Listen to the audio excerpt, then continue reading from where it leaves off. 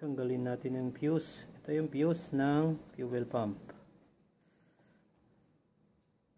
Pag natanggal yan, i-start natin. Tapos pag na-start yun, bali na-start ko na yung kanina. Hindi siya aandar pero mamamatay. So ayun. Tapos i-disconnect na natin itong battery. Tsaka tayo pumunta sa likod sa upuan. Diyan yung location ng fuel pump. Babaklasin natin itong mga upuan. So pag natanggal na yan, continue na yung video. So nabaklas na natin. So ayan yung ano to, location ng fuel filter. I-vacuum na muna. So ayan, 8mm yung gamit natin. Ayan, dakip na tanggal na.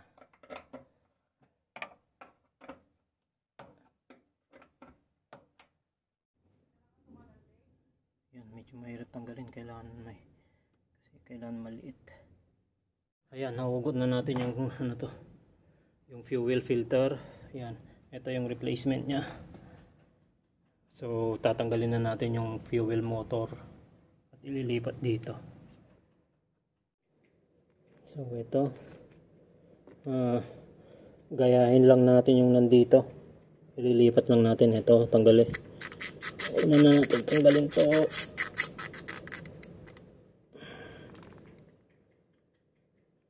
Okay. Ayun.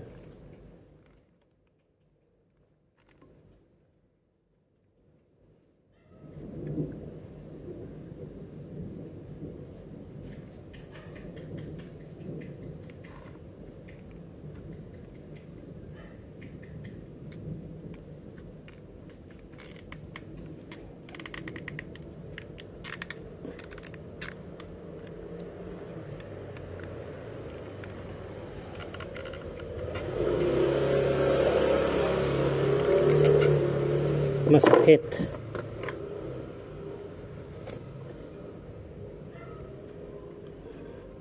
Unahin natin itong nasa baba.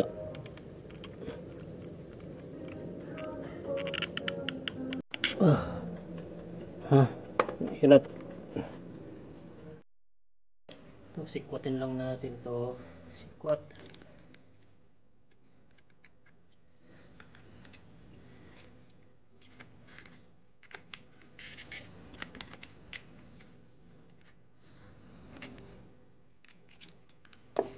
Sikwatin lang natin dahan-dahan. Dapat hindi kasi sila. O yun. Isa na lang. Yun. So yan, tanggal na.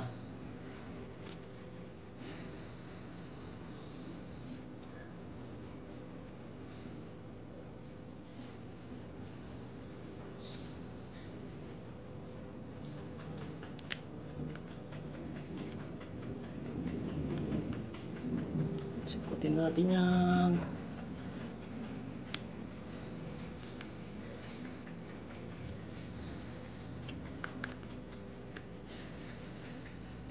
Yeah. Yan. Tanggalin.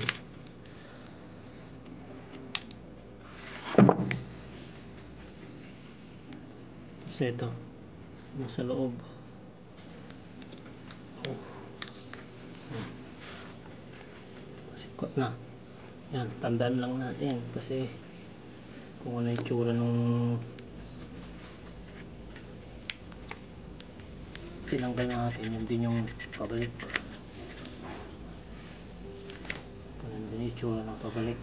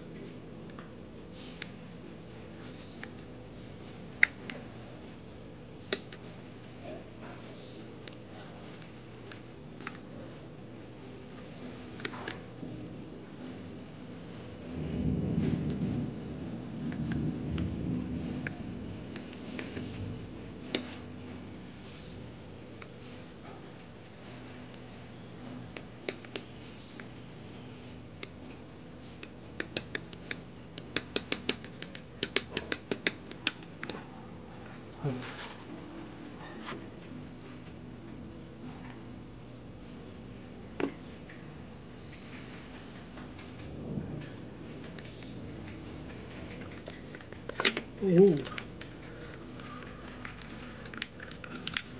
Tanggal.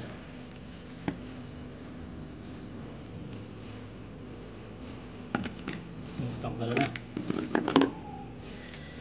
Bale, ito, yung bago, ilagay na natin.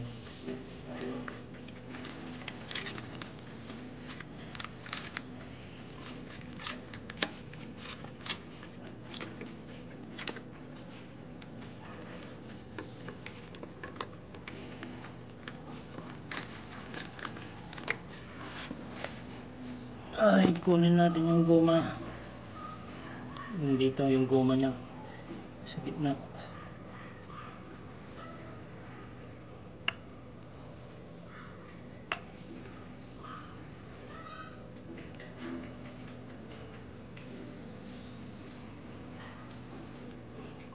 Ito, sikot na.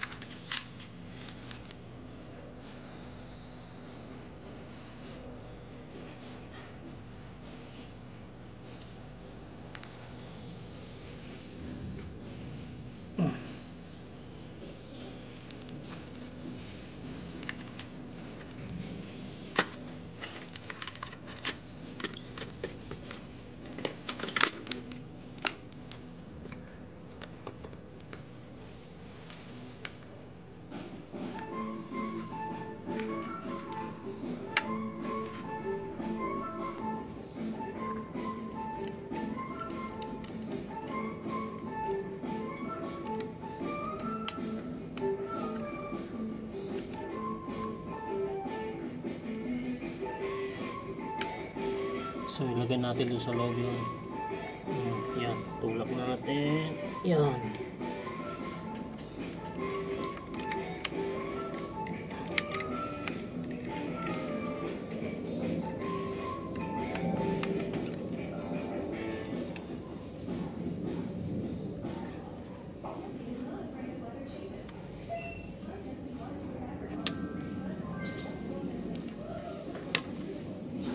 Yun.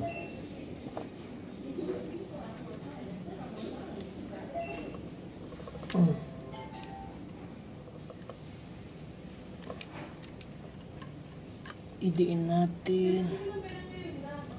Yan.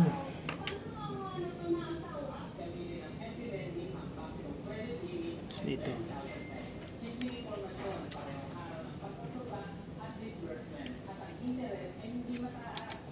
Yan. Lagyan natin yan.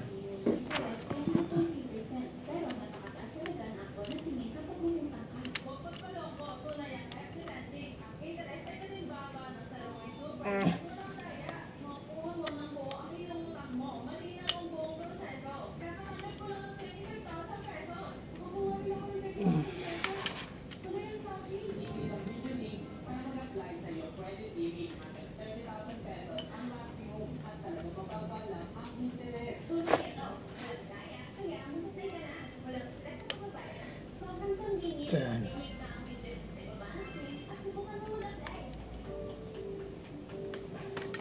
So, sabi, nilagay na. Challenging na magkalas tsaka magtanggal ng tornilyo yung pinakadulong dulo, pinakasuksok ang hirap tanggalin tsaka basta mahirap tanggalin. So ayan, nilalagay ko na. Ito na yung bago, yung replacement natin na fuel filter. Nailagay na natin yung mga bolt, yung 6 bolt na yan. Yan, higpit na. So yan na. Ibalik na natin sa dati yung mga tinanggal natin. So pagtapos yan, ito na, last takip. So yan, yan yung pinakalas. I-on lang po natin yung engine, mga 10 seconds siguro yun. Tapos pag na-on na, tsaka natin patayan, tas i-on ulit. Pag natanggal na yung check engine tsaka SRS, pwede na nating start. Pag na-start na yan, okay na. Thank you. Thanks for watching.